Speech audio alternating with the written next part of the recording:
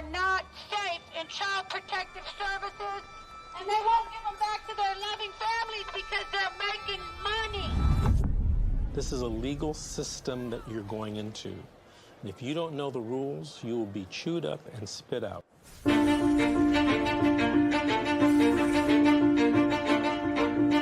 If I could say anything to a mother who just got their children detained, you're in a crisis. Yeah. Life feels like it's over. The most important thing is regaining custody of your children. The child welfare system at its core is designed to protect children who need protection, okay? And that's key, is who need protection. So social workers, out of fear, will remove more children rather than only remove those children that truly need to be removed. It's okay. It's okay. This isn't someone stole your car. Someone broke into your house. This is someone took your child, your flesh and blood. It doesn't say on this order that it was not proven. It says untrue. I immediately knew that, okay, well, this ain't over.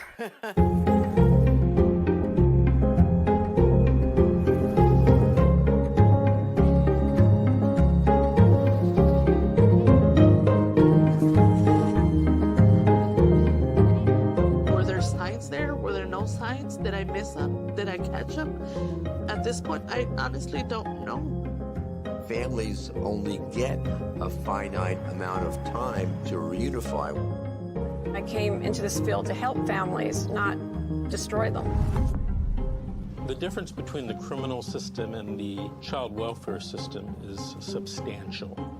You have more rights as a criminal than you do as a parent.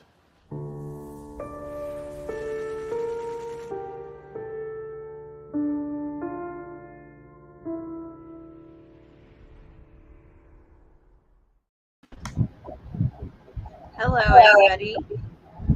I'm Cassandra, and I'm the host of Fight CPS with Cassandra. And today joining me is Mr. Vincent W. Davis. Hello, Cassandra. How are you? Hi. I'm doing good. Good, good. I have some topics that I was going to talk about today, and see what your insight is on some of the stuff that I have about.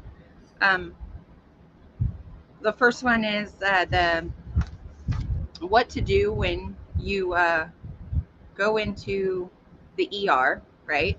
And they accuse you of abuse in the ER.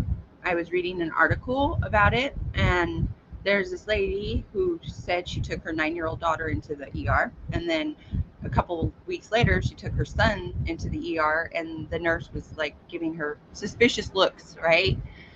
And so she decided to write an article of how she overcame the process of getting accused of abuse because of how many times she's been to the ER for her kids. And what state was she in? She doesn't say what state she was in, but she does say that, like, in certain states, like in one of the steps or tips that she gives is that to have the children and the workers should during the interview, they have a legal obligation to record the interview in some states. In some states they don't. So, but if they don't record the interview, to time the duration of the interview and the circumstance of the interview before they do the interview, and to always consult an attorney. One of the things people can do, because everybody has a mobile phone these days, is they could tell the social worker that they're going to be taping the interview. And if they really want to have the interview, it has to be taped, or it's going to be taped, and offer to share them a copy of the tape. When you tape on a mobile device these days, it gives you a very simple file that you can go ahead and text to them. I recently, I ended up doing an interview with some state investigators during COVID, like right when COVID started in 2020. And I needed the copy of that interview recently. and I hadn't seen the interview since, the tape of the interview since it had been taped. And I went back into Zoom, and there it was. We found it, and I was able to text a copy of that link and interview to someone so that they could see it. So it's very easy these days to tape things and to share that information with one. And I think that's a great idea. Yeah. Well, she said in some states that the social worker actually has to record the interview. Is that true? You know what? I could imagine that it's true. In California, where my home state is, I don't think they have to record it. I think they do have to make notes and report that. And the reason why I think that is because, first of all, I've never heard that in California. And number two, there was a law that was proposed about mandating social workers or allowing parents to tape interviews with CPS social workers. And in California, it didn't pass, believe it or not. They voted it down. And I always wonder why. Um, someone would be fearful of having something taped during an official investigation.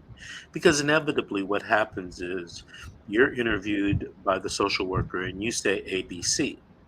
And then it comes out, in some cases, it comes out XYZ.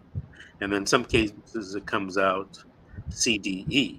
There's a little bit there, but there's a lot that's not, or BCD. So there's and there's always the problem with the memory, right? If you're not tape recording something, when you go back to record it in a computer or write it in a report to a judge, you're not going to have 100% recollection. It's just a human, frailty. Our memories are different on every subject. If somebody asked me what happened yesterday on the live stream that we did, I could probably be 95% correct, but tomorrow that drops down to 90% maybe. And the next day, it degrades over time. That's just how human memories are. So, especially under stress or any kind of, it could change. Exactly. So I think that people should implement, some type of recording system, and it's cheap and it's easy to do now with everybody's cell phone. I mean, I don't think I know any adults who don't have cell phones. Now, I'm sure there are some. Yeah. But they're very few and far between. What else did the article say? The article also said, well, the first step was to keep a calm demeanor. And when you go into the ER, don't tell the kids to tell them what that happened. Just have the kids, when they're asked, to say what happened, like if they're old enough to speak for themselves. So like when they go in and they're like, oh, I was jumping on the bed, I fell off the bed and I bumped my head. Don't tell them what you did. Just go in there, and then when the doctor or the nurse ask the child, to have the child tell them what they did. And to keep a calm and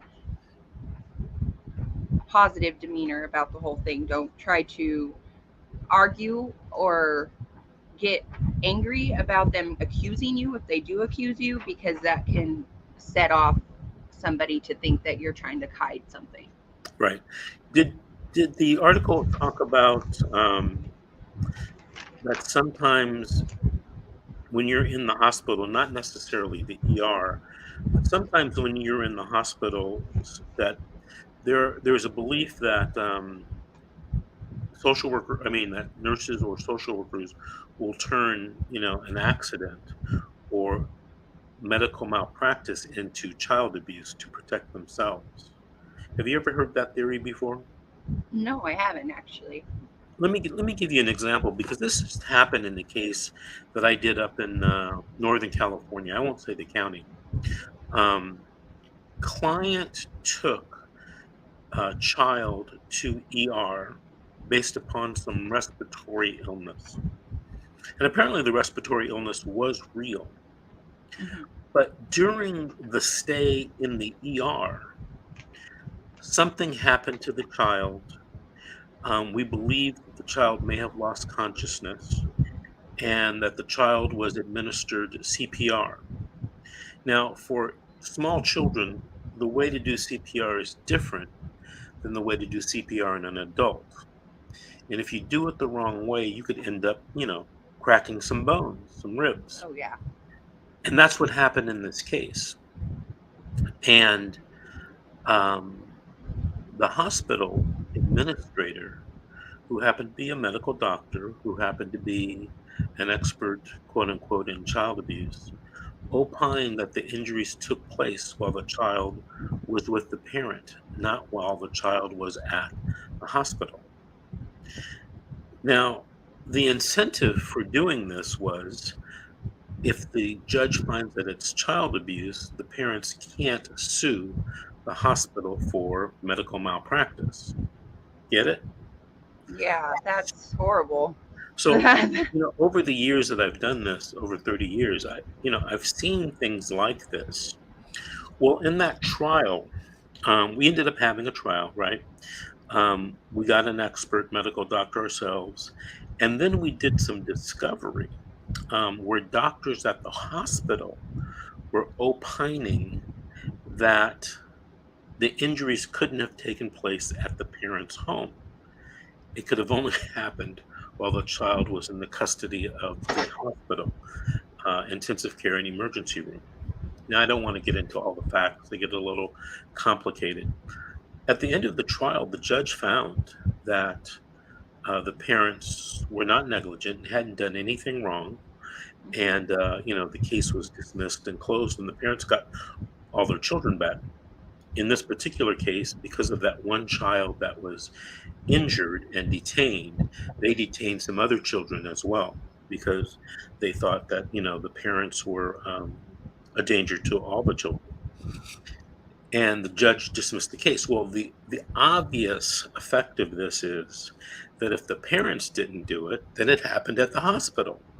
And there was some conflicting evidence of whether the child did receive CPR. But it came down to the timetable of experts saying when they aged the injury itself, it could have only happened during the hospital stay, not during the stay with the parents. Yeah, So, that's what I was going to ask is like, did they do where, because I know they could see how long the bruising or when it happened, like well, around actually, the injury, it was a little bit more complicated than that. And it came into the aging of a bone fracture in a very young child. There's been a lot of studies, a lot of expert analysis on this particular issue, as you might imagine, over the years. And the doctor who testified for the county was clearly outside the norm of doctors in her own hospital. And then, of course, our own expert who came in and testified, I remember he called me, the expert called me and said, Vince, you're going to win this case. And I said, well, why do you say that, doc? And he said, well, it's clear that the injuries didn't happen while the child was with the parent. It happened while the child was in the hospital. And I said, well, how can you tell that? And he started giving me the long scientific explanation of how they age bone fractures based upon the rate of healing. So there's a whole science behind this. I'm not an expert at it, but it was very interesting to listen to the testimony of the different doctors and to read the different reports. So quite naturally, the parents now want to sue the social workers and the county where this took place in, and also sue the doctor in the hospital. One of the interesting things was, although the judge didn't let me get into it, but I got into it a little bit. This particular hospital has a ton of lawsuits against it for medical malpractice. And one of my investigators told me that a couple of them, he didn't really get into it, but a couple of them he thought were similar to our case, which was shocking, right? Yeah. And I don't think, when I was questioning the doctor, and I didn't really get into the questioning because the judge wouldn't let me, there was an evidentiary objection to relevance. But the doctor who was the administrator of the hospital was shocked. You should have seen the look on her face when I started asking about lawsuits against, their hospital. So doctors, unfortunately, everybody makes mistakes, including doctors. And, sometimes when you're trying to save a life, things happen. Yeah. So, And then they say that when a parent gets asked to get the interview with the child, and they say that you should just let the social worker do the interview and not deny it because of the fact that they can see that as being, like you're hiding something, and to right. consult an attorney. But do you think that if you don't have time, because it also says that it's happening so fast, like, should you let the social worker interview your child, or should you wait until you get the attorney? It depends. It depends on the age of the child, the suggestibility of the child, the maturity of the child. I'll give you an example. I was once involved in a case where the kid was like 3 or 4 years old. And the question posed to the kid by the investigating social worker was, "Your mommy hit you, didn't she?" And the kid was like, "Mm-hmm." And in the report, it says something like, "Child disclosed that mommy hits him." You ask a 3 or 4 year old and you go, "Your mommy hit you, didn't she?" Most 3 or 4 year olds are wanting to be compliant are going to say, "Yes." They're Yeah. not going to say no. You got to be like 7, 8, or 9 to start having that when your mommy hits you. No, no, she didn't. It's when these children develop independent thought, right? I remember one time in a custody case, um, it was reported that a child said, "I want to live with my mother," you know, and when it got down to the questioning of the child was like, "I want to live with mommy and daddy." They just left the "and daddy" part off, right? Mm. So there's different ways that people in different situations can be pencil whipped. I used to be an accountant, and the old joke was, "What's 2 plus 2?" The answer is whatever you can pay for it to be. Oh. So, you know, accounting records, financial statements, social worker reports, you know, um, got to be careful. Yeah, definitely. Sometimes you got to look under every stone. Yeah. What else did the article say that might be of interest to our viewers? It also said that when it comes down to it, just to be polite, but also serious. Like, don't I know a lot of people have a lot of feelings when it comes to CPS, and to when you're being accused of abuse, it's stressful, and that it's also, it could be like you could get mad about it, but not to show the fact that you're mad about it, or that you're trying to or upset about it, just to keep your cool, because like if you try to do that, it usually looks bad on you. Right. But right. I know that if I was ever accused of that, I know how I would get. And I just like to let people know, because I see it a lot when people get accused of abuse or accused of stuff like that, that they get really offensive. And I just want everybody to know, do not get offensive with CPS. Because they will use that. They do. They really do. They use that in a bad sight on you, like a lot.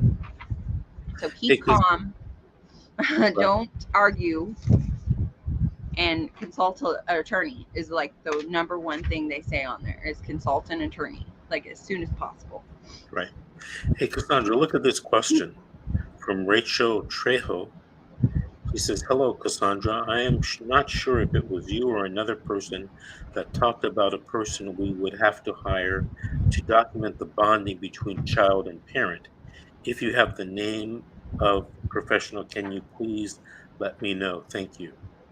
You know what she's talking about? Yes, on Mrs. G's show, we were talking about how they have to hire somebody to show the bonding between a parent and a child, so that way they can fight the case with the showing that the child is attachment to the parent, so that way they could see that they they need each other, basically the family connection. Right. um, and, That's called a bonding expert. And yeah, Rachel, I don't know if Cassandra or Georgette was speaking of one specific person, yeah, but we there are weren't. none. You were? We weren't. We didn't Oh, know exactly, but we had a couple of guests that actually were looking for one or trying to get that into court. They were trying to ask the judge to let them do that. We don't know of a specific one okay. So or how they would go about it. yeah, there's several people within the system and within the CPS defense community who do what's called bonding studies. And generally you have to get a court order to do the bonding study, and you want to do the bonding study if your parental rights are terminated and if the case is moving to a TPR, the termination of your parental rights. One of the things that will stop a TPR, in California at least, is that you have a relationship with the child. Excuse me, the child has a relationship with you. Big difference. The child has a relationship with you such that it would be detrimental if the parental rights were terminated. Now, in California, getting a bonding study is just one of many ways to try to do it. There's a lot of other things you have to prove, but the bonding study is the first step. And, sometimes you want to make those bonding studies private because if you get a bonding study and it says, no, there's no bond, you're kind of screwed, right? So you wouldn't Hmm. want to introduce that into evidence. Um, you might want to take steps to fix that with respect to your relationship with the child. So, Rachel, I hope that helps you. And to find bonding expert, you might want to just Google bonding expert or psychological bonding expert. Bonds, there are all types of bonds: emotional, physical, psychological. You know, um, so those are the types of things that the court is looking for, and the law is looking for if you're going to stop a parental rights termination. If there's other specific issues or questions that you have, give me or Cassandra a call at 888-888-6582. Be happy to give you a free consult to talk about that issue, Rachel. Okay, Cassandra, what are some of the other issues that you wanted to discuss? Well, it's not an issue really, but I was also going to talk about our right now. I'm really like enjoying what I'm hearing about our governor in California. Um, he is helping fund a lot of stuff to do with the child welfare system, including finding and getting better kinship and finding family. It's called Finding Families, he's saying, and he's giving that whole situation $150 million to help find families rather than put kids in foster care. So he's making efforts to find family and relative kinship before putting kids into foster care, which I think is great. I think it's great too. I mean, that is Yeah. the law. And I'm glad that the state is taking steps to try to implement that law to make sure that it happens. Yeah, and also like for kids that are in foster care, giving like another $1 million to kids that are aging out of foster care.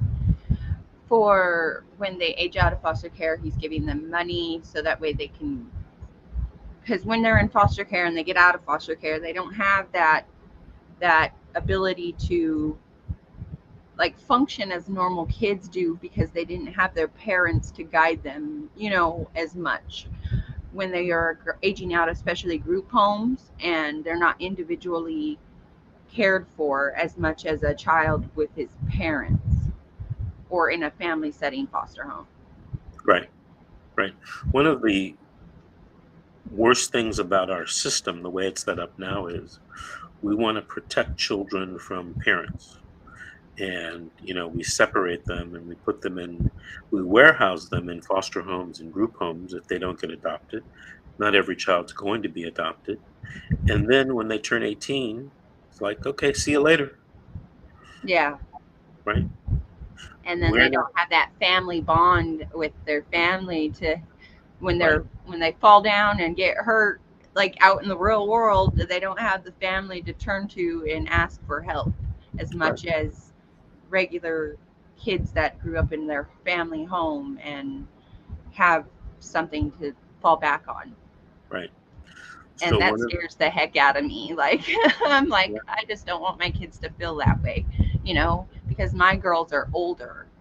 So, like, I don't want them to age out of foster care and then think that they don't have anybody to fall back on. Right. I mean, it's a significant problem I think we have to address as a society.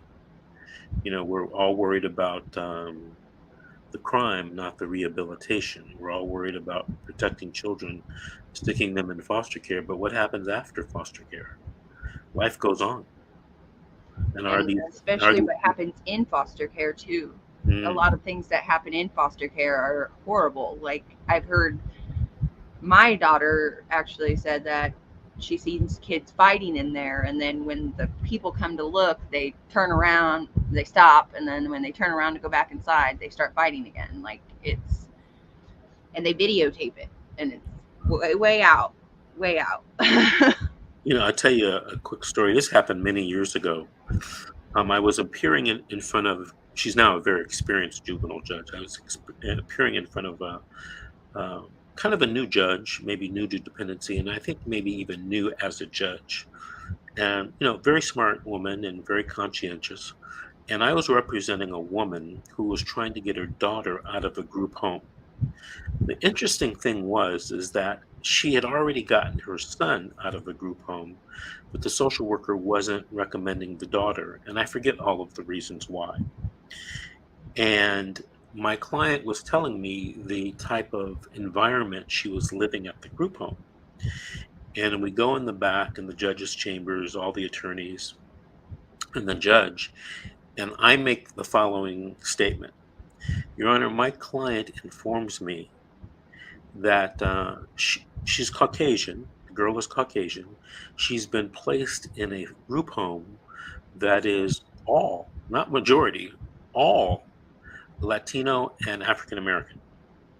She's the only Caucasian girl there. As such, she's being beaten up regularly, bullied regularly. They were taking her clothes. They took her Walkman. That was a big thing back then. The Walkman. They took her Walkman, and they take all of her belongings. And I said something to the effect, now, is this better than placing the child at home with my client, who, already has one child back home? And the judge said something very interesting to me. And she said, she looked around and nobody was denying this was happening, right? Mm-hmm. Nobody was denying it. And she looked around and she said, well, maybe I should be investigating these places where we put these kids, because everyone just assumes that if we place them in foster homes or group homes, that they're going to be safe. They're going to be better than the parental environment and the family environment. And in my experience, and I don't see every case, but in my experience, that's not necessarily true. Is it ever true? Yeah. But not the majority of times. Yeah, most of the time, yeah, I feel like it's not. I've been involved in cases where kids have been abused in foster homes, in group homes, sometimes by other children in the foster and group homes. Yeah, my daughter, she actually had a pet, and the little girl got mad at her and poisoned her pet because she was mad at her, and Right. she was bullying her because of that. Right. And yeah, my daughter loves animals, and she was heartbroken. Like, Right. I've been involved in cases where it's been alleged, and in some cases actually proven, that the child is being abused by the foster parent or the group home staff, yeah, right? Or the group home staff allegedly is selling drugs to the kids, or allegedly pimping them out, right? So, I mean, all kind of wild, crazy stories, and we just assume, oh yeah, that group home and that foster home that's the best place for the kid. I tell this story. I've told this story several times. Early in my career, I used to represent foster parents who were in jeopardy of losing their foster license. yeah, I Right. remember you saying something about that. And these cases, when they have hearings, these cases aren't at the juvenile court. So juvenile judges know nothing about what these foster parents are being accused of. The Really? hearings, yeah, the hearings take place not even in a regular courtroom. They take place in an administrative proceeding in front of the Office of Administrative Hearings, which I believe is still confidential hearings. I represented a woman who had been a foster parent for many years. But in this particular case, she was accused of causing the death of a foster child. Now, I can assure you that had the child been at home with relatives or with even the parents, because the allegations were, I think, domestic violence. But by this time, the parents had split up. Um, I doubt the child would have been killed or been, right in the foster home. So we think foster homes and group homes are safe places that we can put kids at a risk of being abused. No, it's not always true. Now, I have a question. I, Have you followed the Turpin children case? no, I haven't. Well, the Turpin children, the 13 children that were found in Riverside that were being abused by their parents, Oh, yes, yes, yes. I did. and then they placed the children in foster care, and now the younger kids that were placed in foster care were being abused by their foster parents, sexually abused and mentally abused by their foster parents. Yeah, I did hear about that. Yeah,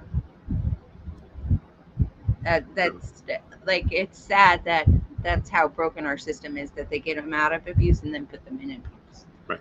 We know no system is perfect. Yeah. No system will ever be perfect. But I think we have to take a look at, leaving kids more with parents and more with family than we do now. Sometimes I get the feeling like it's, automatic, where you're just going to place them in foster homes. Well, let's take a closer look at this. Is there something that we can do to prevent the removal? Which, by the way, is the law. The Mm-hmm. problem becomes in the implementation. Is there enough money? Is there enough county social workers to provide these safeguards in every case? And then, of course, here's the other thing. Heaven forbid a kid be sent back home and the child ends up dead. Yeah. Guess whose head is on the chopping block then? The judge, right? Judges, are regular people. They have regular jobs. They want to move up in the job world, more responsibility, more pay, et cetera, et cetera. So sometimes, maybe back in that subconscious mind, I know it would be for me if I was a judge. Would I send a kid back home, in a close situation? I don't know. My career's on the line, you know? So there's all those obstacles, to us really looking into this. In the old days, now everyone has adopted, in my opinion, throughout the counties, because I practiced in a lot of counties in California, they've adopted what I call the Los Angeles County model for CPS. And that's a model to maximize the federal funds you receive for CPS cases. And I remember way back, maybe 20 years ago, I did a conference, and I was doing, I was one of the speakers, and I was talking about drug abuse cases, helping parents in drug abuse cases. And after I spoke, several participants came up to me and told me that in their counties in Northern California, that if you're accused of drug use, they don't take the kids away from you. And I was kind of shocked because in California, I mean in LA, that was automatic. Yeah. And they said to me something very interesting. We send the kids home because we keep them at home because we are able to check on the parent 3, 4, 5 times a week. We are able to check on the kids every day at school, right? Well, those same counties today, 20, 25 years later, they don't do that because the federal funds aren't maximized. The profit isn't maximized. You use drugs, we're taking your kid. Yeah. See, that's But another thing that Gavin Newsom is doing, though. He's giving that money so that way there's proper legal representation and better caseworkers, so the caseloads aren't so big on one social worker, so they can individually be more sufficient with turnovers on the case and things like that. yeah, I hope that works. I sincerely hope Me too. that works. Because, but it seems like every time, in my case, it seems like every time that we try to get a hold of a social worker, they're on vacation. So, You know what I tell people? I said you should write an email to the social worker and copy the supervisor, the first level supervisor. That way you increase your chances of getting a response on your case. see, that's the problem. The supervisor's on vacation right now. Like every time we try to contact the social worker, he's on vacation. And every time we contact the supervisor, now she's on vacation. So, Do you contact by way of phone or no, through email. right? That's what you should do. That's what I recommend Yeah. because you create a trail, a record that is free, and Yeah. almost undisputed. Every once in a while, someone will say, "Oh, I didn't get that email. It went to my junk mail." Yeah. Anyway, what other topics did you want to talk about this morning on your first show? I know. I love this. I'm like so excited. And I'm glad I get to have you on my first show. That's an honor. Well, thank you. I actually had some questions about how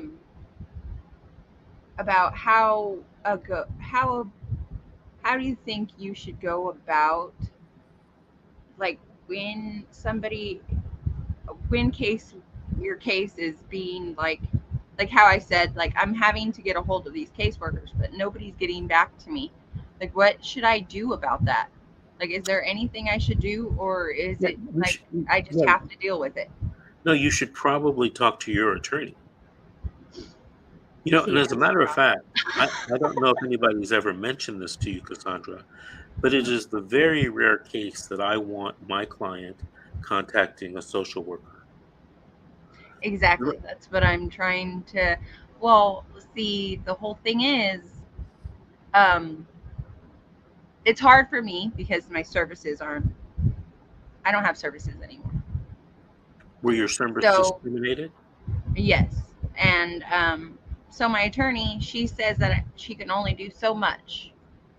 My public defender, she only can do so much, and all she can do is file 388. That's all she's been telling me. All I can do is file 388. All I can do is file 388. And I feel like that's not true. Like, I feel like she could do more, but she's choosing not to. What do you want her to do that she's not doing? Well, like, I wanted to get her advice on how I should go about talking to the social worker, because there's a lot of things going on in my case. It's just like a lot, and especially to do with my children's safety. Okay, so don't talk, only email.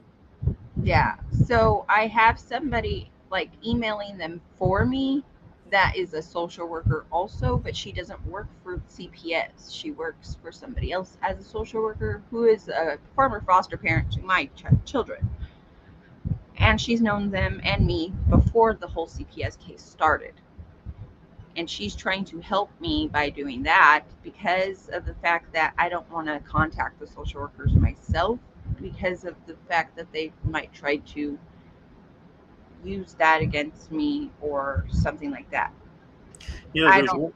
there's one thing that you can do. I don't know if it will work fast enough, but you can file a complaint against a social worker for not communicating with you with the federal government, the Department of Health and Human Services. And if they find your complaint valid, they'll contact the social worker and the supervisor and the county and say, hey, why haven't you been contacting Cassandra? Because they get a lot of money to work on your case and take care of your case. And if they're not servicing it, you know, perhaps their budget should be reduced. Yeah, is it? And for the CFT meetings also, that's another question I have with CTF meetings. Like, they only really do CFT meetings for one of my children. I haven't had a CFT meeting with my other daughter. Is that normal? No, but I'm not a fan of CFT meetings to begin with. My opinion of them is that it's just a meeting for them to meet you and to gather evidence to use against you. Yeah. So That's what I feel like is going to happen on this next court date of mine, is that they're going to use the CFT meetings that we've had, because they haven't always turned out that great. So, because of the fact of the questioning of the safety of my children while she's in there. right. You know what? And so many people tell me what you just told me. I go to the CFT meetings and they never turn out good. And so my first question is, why do you keep going to them? You know, insanity is doing the same thing over and over and expecting a different result. Yeah, exactly. Well, So I did just go to the CFT meetings. Huh? I did go to the CFT meeting because of the fact that I was told to go with the social worker lady, that is because she's worried about the safety of she even has reported the social worker and the supervisor because of the fact that they're not worried about the safety of my daughter. Reported to who, though? She called the child abuse hotline on them. Okay, so she reported. She's a mandated reporter also, so she reported them. So she reported the wolf to the wolf. Yeah, basically. The wolf guarding. I don't know how much that's going to help, but none. Nothing. You know, why don't even you through the ombudsman's office? It doesn't help. Who does the ombudsman work for? The government. No, this is very important. I don't. This is very important. What branch of the government or department in the government do they work for? I have no idea. Okay. So you always have to follow the money, Cassandra. Always follow the money. The ombudsman works for the county. Who does the social worker work for? The county. If you sue someone, who are you going to sue? The county. All right? So you're asking the fox to guard the chicken house. You're asking, you're making a report to the wrong person. If you want to make a report that's going to count for something, you call Sacramento and go on their website and report to Department of Social Services in California, and you go to Washington, D.C. to the Department of Health and Human Services, and you file a complaint. Okay. Right? Yeah, that's what I was always wanting to know. Like, who do I tattle to? Like, when something's happening to my child in this county, like, who do I tell if I'm going to, like, tell somebody? Because it's basically like telling, like you said, like, hey, these people are okay, yeah, like, we care, like, because we're those people. Like, I never knew who to talk to or what to do. How old are your children? 13 and 14. Okay, so they're teenagers. Yeah, they right? are. So, I mean, they have significant control over who they're placed with. Maybe you and I should talk privately, but I've talked to you several times. You don't seem like you're a risk to children, especially a 13 and 14-year-old.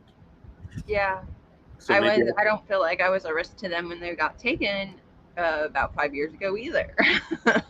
well, why don't you call the office and make an appointment? I'll give you a consult and see what's going on because that doesn't seem right. I thought you were going to tell me, oh, they're 4 and 5. Oh no, they got taken when they like about 5 years ago, so like 9 or 10, almost 7 or 8. Yeah, 7 and 8, I think they were. If you could tell me in one sentence, what is the social worker saying when she says, I can't return the children to Cassandra because of drugs okay. that I was not doing. Are you currently testing, or were you testing, or I tried to actually go and test after the court date, the first initial court date. I tried to go test at the facility. And the facility told me since I was not part of their color system, which there's a color system that parents have to go to, like they get texted or called or they call in, and if they have a color and that's their color, then they have to go test that day. Well, I wasn't part of that color system yet because it was my first initial court date.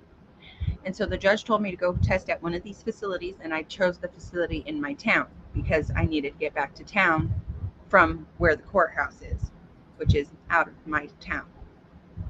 So I needed to get back to town. So I tried to test at the facility in town, and they told me that they couldn't test me because I was not part of that color system. And I said, well, can you put that in writing so I could take it to the office? Well, they put it in writing, and I take it to the office, and they told me that was an automatic fail. And then when I tried to tell my attorney about it, she told me just to do what they say and follow the case plan because that's all I can do. And then come to find out later on, that attorney is no longer my attorney, and I have a new attorney, and I didn't even know that happened. Well, here's what you should do. You should go and get a hair follicle test and go back, several months. 'Cause I'm looking at your hair. You have pretty long hair. Go get a hair follicle test. They can go back several months, and you can use the negative results of that hair follicle test to file what's called the 388 petition in California to get either return of the children, unmonitored visits, or more family reunification services. So that's what you should do for your case. See, right now I'm following some of the case plan because I basically refused to do at first I refused to do any of it because I didn't feel like that was even what I should be doing. One, I don't do drugs. I shouldn't have to go to drug and alcohol classes or to NA, and then two, they wanted me to go to domestic violence classes because of things that happened between me and my mother when I was a child. And then 3, parenting classes, which I was already taking child development in the college, and I was also already had a certificate from First 5 San Bernardino County saying that I had taken parenting classes, and they told me all that stuff did not matter. Well, at this point, we're 5 years down the road. Yeah. So I ask this to a lot of people: how bad do you want the kids back? I want my kids back very badly, and I know. Would you rather be right, or would you rather get your kids back? Right? Is that what you're going to say? No. My saying is, do you want to be right or do you want to win? Because they're not the same thing. Right? Yeah. If you wanted to not do these classes, you would have had to win your trial at the jurisdictional and dispositional stage. And Cassandra, we've never talked about this, but maybe I'm wrong, but I'd bet $1 you never had a trial at the jurisdictional and dispositional phase. Right. That's the danger. I meet so many people that they get talked into waiving their right to have a trial, and then down the road, 5 years later, it's still screwing them up. Yeah. So if you're watching, before you waive your right to a jurisdictional and dispositional trial, or any trial, that matters in the CPS case, you better think very long and hard about it and speak to your attorney, maybe even get a second opinion about whether you should be waiving your right to a trial. See, Cassandra, you and I never talked about that, and I just knew that because Yeah. it happens to so many people. They tell me this is the story they tell me. They come to me in module 5 or 6, and they spend most of their time telling me why module 1 and 2 were unfair. Like they said I used drugs, but I never used drugs. So I already automatically know that 9 times out of 10, you never even had a trial on that issue where you could prove that you didn't use drugs. Somebody talked you into pleading no contest, taking some kind of quote unquote sweetheart deal, getting your kids back in 6 months.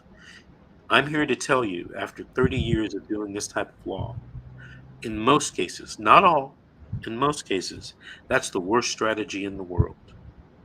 That strategy is the strategy for usually the attorney. Cassandra, I don't have time to work on your case. Cassandra, I don't have the Exactly. time nor the inclination to do a trial on your case. I'm just really, really busy. Therefore, take this sweetheart deal. And, if you do everything, you get your kids back in 6 months, which, by the way, is not automatically true, but I hear people being told that all the time. Not true. And then on top of that, in your situation, if they told you that, you decided, well, I'm not even going to do those things. And here you are. And their father did, though. Their father did. He went through everything. He was promised reunification twice. And each time that it was close to reunification, they totally made up another excuse why he couldn't have them. Sounds like he needed to talk to a lawyer for a second opinion as well. Yeah. Anyway, Cassandra, it's coming to the end of my time. I have to move to a phone conference in a few minutes, but it was a pleasure doing your show with you. If you ever want me to be a guest, let me know. Okay, Okay. Your show's Mondays at 9 a.m. If I'm not in court, I'd be happy to be a guest. Okay. Okay. So Thank you for joining. Thank you. I'm going to leave you and Grace online here, and you guys can close out the show in the next few minutes. Goodbye, everyone. Well, that's my show for today. And I'll be back here at 9 a.m. Monday, and then on Wednesdays, Thursdays, and Fridays, you might see me on Real Talk with Miss G, Fight CPS with Miss G, and Fight Relatives CPS on Fridays with Miss G. And have a nice day.